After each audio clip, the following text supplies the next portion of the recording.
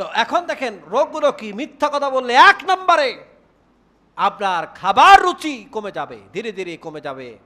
আপনি মিথ্যা কথা বলবেন, আপনার কোনো কিছু খাইতে ভালো লাগবে না, এটা একটা রোগ।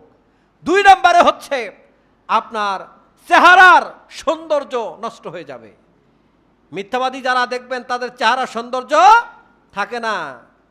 তিন নম্বর হচ্ছে মিথ্যাবাদীর অন্তর মরে যায়। তিন নম্বরে কি? মিথ্যাবাদীর অন্তর মরে যায়। চার নম্বর হচ্ছে দুশ্চিন্তা বৃদ্ধি পেয়ে যায়। এই বুঝি এর কাছে ধরা পড়ে যায়, এটা মিথ্যা কথা বলছি, এটা বুঝি ওলটপালট হয়ে যায়, দুশ্চিন্তা তার বৃদ্ধি পায়। আর পাঁচ নম্বর হচ্ছে মিথ্যাবাদীর স্মৃতিশক্তি কমে যায়।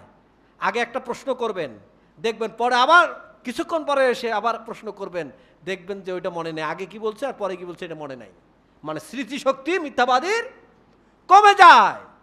এরপরে ৬ নম্বর হচ্ছে হার্ট ডিজিজ এবং ডায়াবেটিক্সের আক্রমণ ঘটে।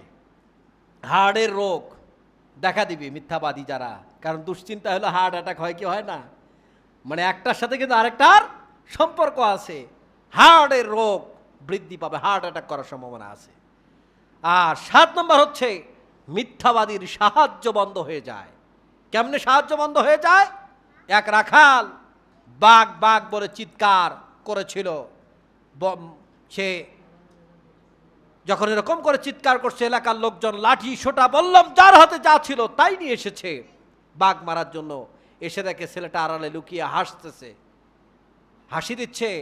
পাশ থেকে ওরা বুঝতে বাকি রইল না যে তার ব্যাপারে মানে লোকজনদেরকে বোকা বানানোর জন্য সেই মিথ্যার আশ্রয় নিয়েছে। পরে একদিন সত্যিকার অর্থে যেদিন বাঘ চলে এসেছে, সে বাঘ বাঘ বলে বাঁচাও বাঁচাও বলে চিৎকার করলো, যে এত চিৎকার করলো, কিন্তু কেউ সেদিন তার ডাকে সাড়া দিল না। তার মানে বোঝা গেল যে মিথ্যা কথা বললে সাহায্য বন্ধ হয়ে যায়, মানুষের সাহায্য বন্ধ হয়ে যায়।